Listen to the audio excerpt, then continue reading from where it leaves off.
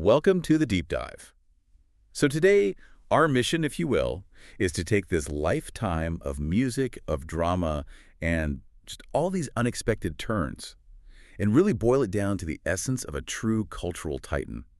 We are going deep on the life and career of William Martin Joel, the one and only piano man. He's so much more than just a songwriter, though. I mean, Billy Joel is an American institution. We're talking about one of the most successful musicians in history. The numbers are just staggering. They are. Fourth best-selling solo artist in the U.S. with, over 160 million records sold worldwide. And everyone knows the big hits, Piano Man, Uptown Girl. But the real story, the one we're digging into, is the tension between his inner life and that massive public persona. And we have some amazing sources today. We've got comprehensive biographical data covering his 12 main pop and rock studio albums. That's from 71 all the way to 93. Plus that classical album in 2001, which was such a left turn. And we're getting into the really dramatic details of his early life, including accounts that were just revealed in that 2025 documentary. Yeah. And, of course, the recent health updates. And the central conflict of his entire artistic life, which our sources really bring to light, is this constant push and pull. It's between the identity he was born with and the one he was kind of forced to adopt. What do you mean by that? Well, he was this Long Island working class kid, steeped in classical piano. But he violently rejected that formal training to become this rebellious rocker.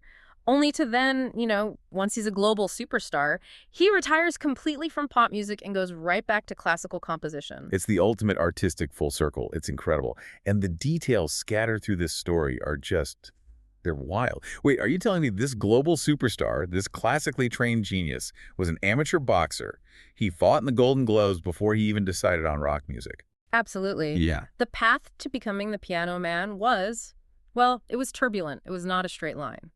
The early struggles, the financial trauma, the constant fight with critics, it all explains why his songs connect so deeply with people who feel like outsiders, even if they're sitting in a sold-out stadium. Okay, let's unpack this. From teenage boxer who rejected his high school diploma to the classical composer who sold 160 million records. This man's career is a fascinating deep dive. So to really get the intensity and, the authenticity of Joel's lyrics, his whole identification with the working class, with suburbia, with that sort of common struggle, you have to start not just with Long Island, but with the really dramatic history of his German Jewish family. Right. He was born in the Bronx, May 9, 1949, but the place that really defined his identity was Hicksville, Long Island. His family moved there when he was just a year old. Yeah, and he grew up in a very standard kind of post-war nondescript house. Architecturally, it was a lot like the houses in Levittown, that famous planned community nearby. And he captures that suburban monotony so perfectly in songs like Movin' Out. That whole environment, for better or worse, that's where all his inspiration comes from. And that suburban life was such a stark contrast to his family's European history. His father, Howard Joel, original Helmut, was a really accomplished amateur classical pianist. He was born in Nuremberg, Germany, and the family story is one of just profound trauma. They were forced to flee the Nazi regime. That history is absolutely key, isn't it? Joel's grandfather, Carl Anson Joel, he didn't just move. I mean, he was forced out under incredible duress. He ran this hugely successful mail-order textile company, Joel Mocht Fabric. It was the second largest of its kind in all of Germany. But because of Nazi laws that prevented Jews from owning property, Carl was forced to sell that thriving business to a man named Joseph Neckermann for, just a tiny fraction of its real value? It was basically state-sanctioned theft. The family emigrated in 1939, and they had to come to the U.S. through Cuba because of the strict American immigration quotas back then. And even though Joel said his parents rarely ever spoke about the war, that deep historical economic trauma, it must have shaped the whole family dynamic. Of course, that sense of loss and striving, you can feel it. And his father, Howard, he carried his own baggage. He divorced Billy's mother, Rosalind, in 1957 and went back to Europe. He ended up in Vienna. Yeah, he apparently felt that the United States was just, an uneducated, materialistic country. Which is so fascinating because it creates this huge generational split. Right. Billy Joel has a half-brother, Alexander Joel, from his father's later marriage in England. And Alexander fully embraced that European path. He became a chief classical conductor. And at the same time, you've got young Billy back in Long Island fighting to get out of the piano lessons his mom insisted on. It is the definition of irony. Yeah. While his dad and his half-brother are embracing this rigorous European classical tradition, Billy is being, dragged into it. He started lessons when he was 4. Can you imagine? He kept up the formal lessons until he was about 16. And our sources say he would often just improvise during lessons to get out of reading the sheet music. So even then, you see that resistance to structure. He was already trusting his ear over everything else. And that rebellious streak, it all culminates in that famous dropout story. He was at Hicksville High School, but by 1967, he was already playing late-night gigs in piano bars to help support his mom and sister. After the divorce. Exactly. So he misses this crucial English exam one day. And when the school administration gives him a hard time, he delivers that legendary line. "To hell with it. If I'm not going to Columbia University, I'm going to Columbia Records, and you don't need a high school diploma over there." That is just classic American defiance, isn't it? Rejecting the system to chase your dream. But before he went all in on music, he had this totally different outlet for that defiance: amateur boxing. This is the detail that always shocks people, the ones who only know him as the just the way you are guy. He competed as an amateur welterweight on the Golden Glove circuit, and he was good. He won 22 of 26 fights before he finally quit. Wait, hang on. So he was actively boxing, competing, while he was also reluctantly taking piano lessons. I mean, how did that physical aggression, did it show up in his early lyrics? It just suggests this profound inner conflict, the composer's hand versus the fighter's fist. It really speaks to that working class identity he was building. He was not afraid of a fight, whether it was in a ring or later with a music critic. The sources all point to one moment that cemented the shift from boxing to music, though. The Beatles on the Ed Sullivan Show in 1964. Oh, of course. Yeah, he saw John Lennon, who didn't look like some polished Hollywood star, and he just felt this connection, a sense that, you could be a rebel and still make your own music. So he starts moving through the local band scene, the Echoes, the Lost Souls, then the Hassles, which had a couple of albums that went absolutely nowhere. But the next stage, that duo Attila in 1969, that led directly to his first huge personal catastrophe. Oh, Attila was a brief, bizarre venture, a sort of heavy organ and drum rock duo with a guy named John Small. It fell apart very quickly in October 1970 because Joel started an affair with John Small's wife, Elizabeth Weber, and she would later become his first wife and, crucially, his manager. And that event just triggered a devastating downward spiral.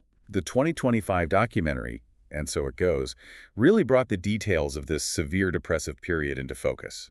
It revealed he attempted suicide twice in 1970. It really just underscores the high personal and emotional stakes of that early struggle.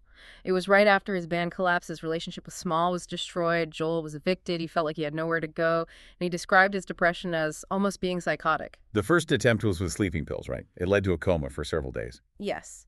And when he woke up, he was actually disappointed that it hadn't worked. The sources describe the second attempt as even more visceral. He drank furniture polish. He later said it looked tastier than bleach. And it was John Small, the man whose wife he'd pursued, who rushed him to the hospital. Yes, to Meadowbrook Hospital. He was admitted for depression treatment, put on suicide watch. The song Tomorrow Is Today from his first album, he later said that was basically his suicide note. That history is just incredibly raw. It shows that the piano man's early career wasn't just fueled by ambition. It was fueled by some profound emotional turmoil.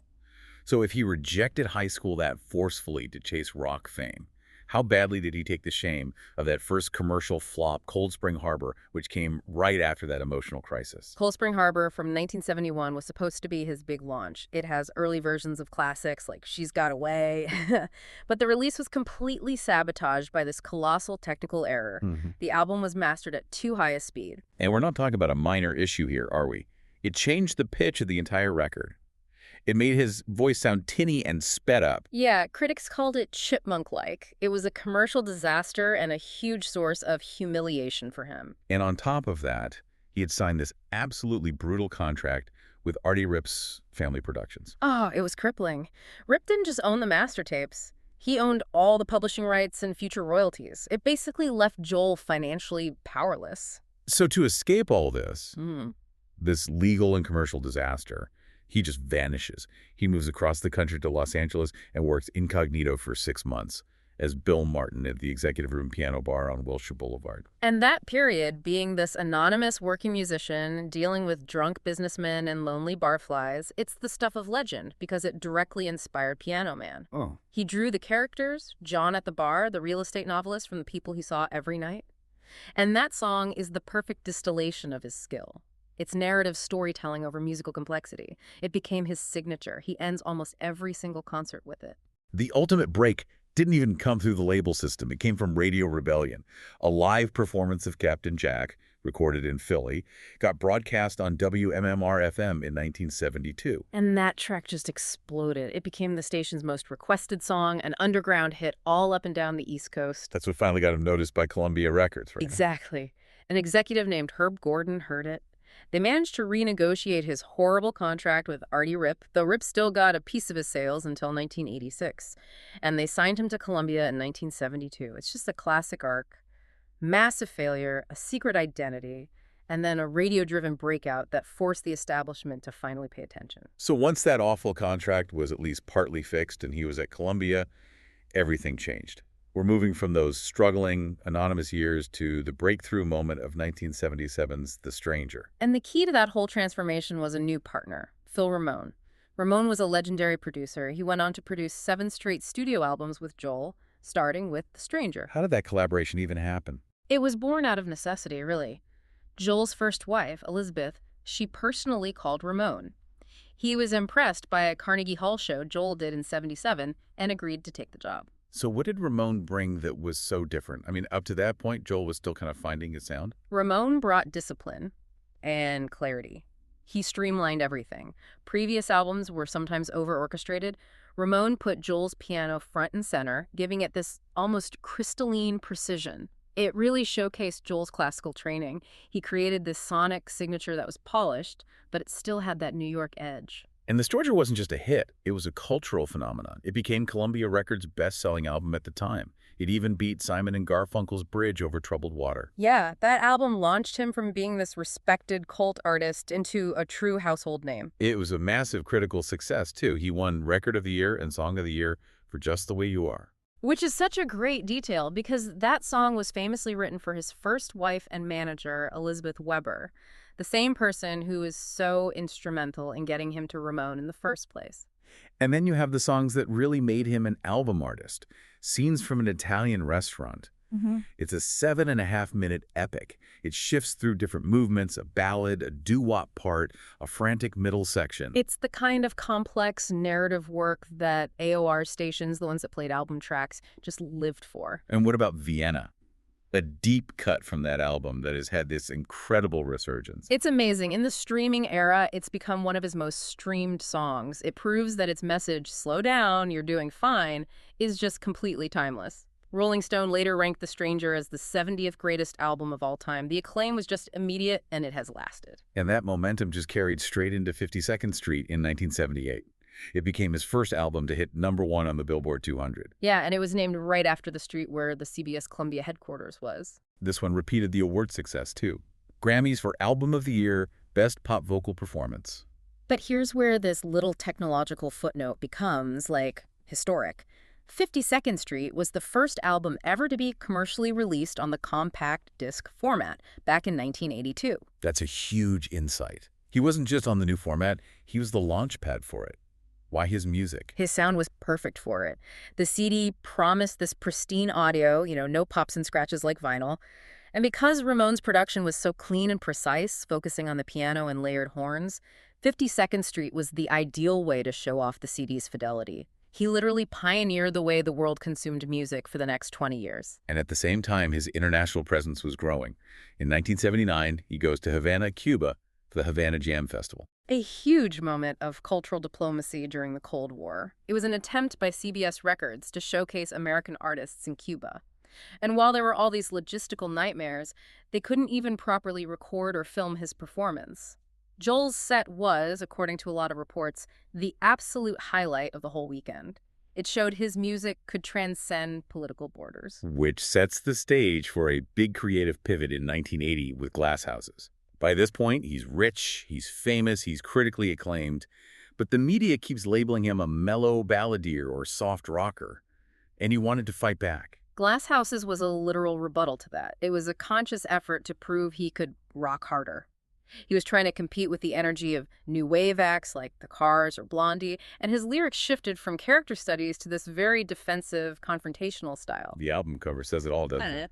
It shows him in a leather jacket about to throw a rock through the window of his own Long Island home. Exactly. It's a direct visual message. If you're going to criticize me in my glass house, I'll smash it myself. And commercially, it worked. The album spent 6 weeks at #1, and it finally gave him his first single to top the Billboard Hot 100. It's still rock and roll to me. And the lyric, I don't care what you say about my clothes, it's still rock and roll to me. That's the ultimate expression of that defiance. And in New York, he just becomes a legend. His 5 sold-out shows at Madison Square Garden in 1980 earn him their Gold Ticket Award. He was already starting to build that foundation for his reign as the ultimate New York artist. After that heavy rock phase, 1982 brings The Nylon Curtain, which felt like his most ambitious album yet, both lyrically and musically. Right. If Last Houses was reactive, The Nylon Curtain was reflective.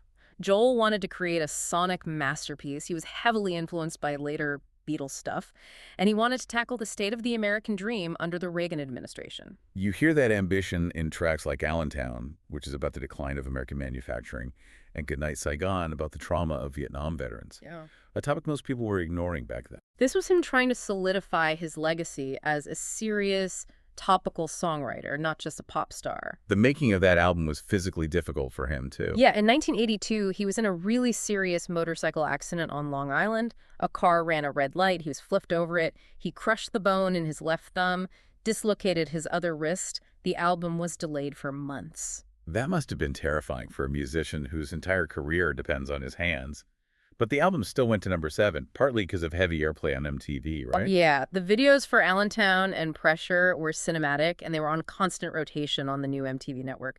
That whole 7-year period, 77 to 83, you just see him consolidating his position. He proved he could do pop, rock, and deep political songwriting. He had established himself as a composer of immense range. The intensity of The Nylon Curtain and that motorcycle accident, it must have been draining. Because right after that, in 1983, he swings completely the other way with An Innocent Man. It feels like a deliberate retreat into nostalgia. It was a pure, joyful homage. The album was a tribute to the R&B and doo-wop of the 50s and 60s. It was a conscious move to a lighter, less political tone. It really felt like he was looking for refuge in the sounds of his youth. And it was massively successful because it was so accessible. It had 6 top 30 singles. Including that instantly recognizable a cappella track, The Longest Time. And Tell Her About It, and of course, the song that became a defining hit of the era, Uptown Girl. Uptown Girl has such a great backstory. It perfectly shows how his personal life and his art were intersecting. It was originally called Uptown Girls, plural. It was inspired by a trip he took to the Caribbean where he found himself hanging out with Christy Brinkley, Whitney Houston, and Elle Macpherson. And the video, with Christy Brinkley as the high society girl in the Rolls Royce, and Joel as the grease monkey at the gas station. Yeah. It just cemented that image in the public mind and led directly to their marriage in 1985. It's a perfect snapshot of 80s celebrity culture. And this string of hits led directly to that commercial monster, his Greatest Hits Volume 1 and Volume 2 in 1985. A monster is right. That compilation went double diamond. That's 11.5 million copies sold, which equals 23 million units. It is still one of the best-selling albums in U.S. history. So that's the absolute peak of his commercial power. But then, in 1987, he does something truly unusual, the Soviet experiment. This wasn't just a concert tour. It was a Cold War cultural moment. It was huge. Joel became one of the first Western artists to do a full-on pop-rock tour in the Soviet Union. 6 shows in Moscow and Leningrad. The concerts were the first live rock radio broadcast in Soviet history. It was a genuine attempt at cultural diplomacy under Gorbachev's policy of glasnost. But the sources say it did not go smoothly, mostly because of the cultural clash. Joel was used to American crowds singing and dancing. The Soviet audiences were, much more reserved. And that reservation was enforced.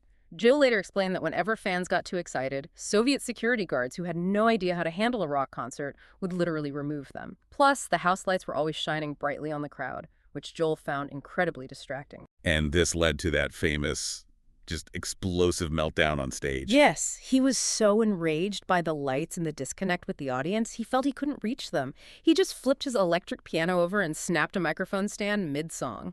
All while still singing. All while still singing. Wow. It was just this moment of raw, unedited frustration, and it was all caught on camera. He later said he was profoundly embarrassed and apologized, but the damage was done. It really highlights how hard it was to be an American cultural ambassador in such a rigid environment. And financially, it was a disaster for him. A total disaster. Yeah. Joel estimated he lost over $1 million of his own money on that trip. The live album that came from it, Kowept, which is Russian for concert, it didn't even go gold. It was his worst-selling release since Cold Spring Harbor. A huge financial loss for a brief bit of cultural goodwill. So as we move into the late 80s, his problems become less about international diplomacy and more about corporate betrayal. The recording of Stormfront in '88 happened at the same time his business affairs were just completely collapsing. It was a critical point. We're talking about massive financial fraud at the highest level of his inner circle. He fired and sued his manager, who was also his former brother-in-law, Frank Weber, for an incredible $90 million. $90 million. $90 million. The allegations were that Weber had systematically defrauded him through shady tax shelters, mismanaged funds, and just siphoned off millions in royalties. It was a profound betrayal. The audacity of it is just shocking. It wasn't just losing the money, it was realizing someone who his family had been stealing from him for years. Oh, it definitely influenced his creative mood. The song The Great Wall of China on Stormfront is specifically about Frank Weber. It's just a musical expression of his anger. And that turmoil also led him to sue his longtime lawyer, Alan Grubman, also for $90 million. Given that backdrop of anger and betrayal, it makes sense that Stormfront had a different sound. He worked with Mick Jones from Foreigner, and the result was a harder-edged album and a new band. And it gave him his third and final U.S. #1 hit, We Didn't Start the Fire. A frenetic history lesson that just became an instant cultural touchstone. But just as important, the album had the Downeaster Alexa, which highlighted the economic struggles of Long Island fishermen. And this is where his working-class loyalty becomes real political activism. This wasn't just a theme for a song. He actually took action. He did. In 1992, he donated proceeds from the song to defend East Hampton fishermen. He even joined a protest himself and got charged with fishing violations, though the charges were later dismissed. You see the complexity there. Yeah. A millionaire rock star who still genuinely connects with and fights for the working class he came from. And the end of his pop songwriting era came in 1993 with River of Dreams. After all the financial chaos and the pressure, he decided this album would be his retirement from making new pop records. The last track, Famous Last Words, literally symbolizes that farewell. The album cover was famously painted by his wife at the time, Christy Brinkley. And it gave him his last top 10 hit that he wrote himself, the title track, The River of Dreams. And it had Lullaby, Goodnight, My Angel, which was for his daughter, Alexa. It was a successful, heartfelt goodbye. It drew a line under his 22-year career as a pop artist. And the big question then became, what does the Piano Man do when he decides to stop writing pop songs? Well, he didn't retire from performing, that's for sure. He just retired from the pressure of the album cycle. He became this unprecedented touring machine, especially with his face-to-face tours with Elton John. Which started in 1994. That concert tandem was just massively successful. It ran all the way to 2010. It's considered the longest-running and most successful concert duo in pop music history. They played stadiums across the globe. But his ultimate legacy became tied to one single iconic venue, Madison Square Garden. In 2013, he got a status no other musician has ever had. He was named MSG's first ever music franchise, putting him on the same level as the Knicks and the Rangers. And that led directly to his indefinite monthly residency at the Garden starting in 2014. That unprecedented run has made him the undisputed king of that arena. He just keeps breaking his own records. The number of performances is insane. New York State even declared July 18, 2018 as Billy Joel Day to mark his 100th show there. And this incredible residency is finally set to end in July 2024 with his 150th lifetime performance at the Garden. Just staggering. And it really cements his identity as the ultimate New York artist. Our sources confirm he's the only artist to have played Yankee, Shea, and Giant stadiums, plus MSG and Nassau Coliseum. He's conquered every major New York venue. And after he walked away from pop writing in '93, he finally fulfilled the promise of his classical training. In 2001, he returned to the music he'd spent his teenage years resisting. He released a classical album, Fantasies and Delusions. And this wasn't just some vanity project. This was a serious, successful album in a totally different genre. It was performed by the pianist Yoongi Ju, and it went to #1 on the classical charts. It really showed the depth of his formal musical knowledge. These are serious compositions. He often uses them as instrumental breaks in his live shows, and they form the musical backbone of the hit Broadway musical Movin' Out. It's the ultimate paradox. The high school dropout who got famous for pop tunes retires to pursue the classical discipline he was forced to learn as a kid. He still had a few notable one-off singles during this retirement period. In 2007, he wrote Christmas in Fallujah after reading letters from soldiers in Iraq. But he felt it should be sung by someone closer to a soldier's age, so Cass Dillon performed the studio version. The humanitarian side again, connecting with the working people and soldiers. Exactly. And then, after decades of saying he was done with pop, he surprises everyone in 2024. He releases Turn the Lights Back On, his first new pop single in years. And it charted immediately. It just proves that even after 3 decades, the Piano Man can still command the public's attention with new material. Outside of music, he also diversified his interests, often coming back to his Long Island roots. He's always loved boats, so in 1996 he formed the Long Island Boat Company. And in 2010, he opened 20th Century Cycles, a vintage motorcycle customization shop and museum, indulging that passion for mechanics you hear in his songs. His personal life continued to evolve, too. He's still good friends with his former wives, including Christy Brinkley. Right. She attended his 3rd wedding. He's godfather to her 2 youngest kids. He's had 4 wives: Elizabeth Weber, Christy Brinkley, Katie Lee, and his current wife, Alexis Roderick, whom he married in 2015. Governor Andrew Cuomo officiated that wedding. And with Alexis, he has 2 young daughters, Della Rose and Remy Ann. So it's a calmer domestic picture now. He lives mostly in Florida, but still has that strong tie to Long Island. We should also touch on the serious health news from our sources. In May 2025, Joel had to cancel several shows after being diagnosed with normal pressure hydrocephalus, which is a condition that can affect your balance, vision, and hearing. And the public reaction was immediately one of concern given his age and history. But by July 2025, he gave a reassuring update, right? He did. He said he was improving and that the condition was treatable. It's just another example of the resilience we've seen from him his whole life. And this later period has been marked by huge formal recognition. Beyond the sales numbers, he got the Grammy Legend Award in '91, the Kennedy Center Honors in 2013, and the prestigious Gershwin Prize for Popular Song in 2014. And this is where it all comes full circle in the most ironic way. He has multiple honorary doctorates. A huge turnaround for the guy who famously dropped out of high school telling them he was going straight to Columbia Records. The system he rejected eventually came back to crown him. And of course, the album that started it all, The Stranger, was ranked the 70th greatest album of all time by Rolling Stone. So when you connect it all, you see the full arc. Escaping his father's trauma, rebelling against formal education, finding his voice in LA, suffering massive fraud, and then retiring from pop to become the ultimate New York touring institution. So what does this all mean? The central paradox of his career is just so striking. He became a global star by fighting against critics who tried to box him in. He released Glass Houses just to prove he could rock harder than the soft balladeer label. Right. And yet, his most commercially successful work, that greatest hits album that sold 23 million units, is mostly made up of the very pop and soft ballad songs he spent years trying to run away from. His legacy is defined by the material he almost rejected. It's the ultimate struggle between the artist's ambition and the audience's desire. He wanted to be the serious commentator of the Nylon Curtain, but the world fell in love with the nostalgic storyteller of The Longest Time and Just the Way You Are. Here's where it gets really interesting. Is the ultimate paradox of Billy Joel that his greatest legacy came from the pop material he wrote before he even got the high school diploma he rejected. Yet he later retired from that same pop music to pursue the classical composition that he rejected as a child. He ran away from discipline and then returned to it decades later, after he had already redefined what popular music could be. He rejected the serious, formal path of his father for this rebellious, working-class rock scene. And then, after dominating the charts for 2 decades, he returns to classical composition. The very formality he tried to leave behind in Hicksville, it's for his own artistic closure. The circle is complete.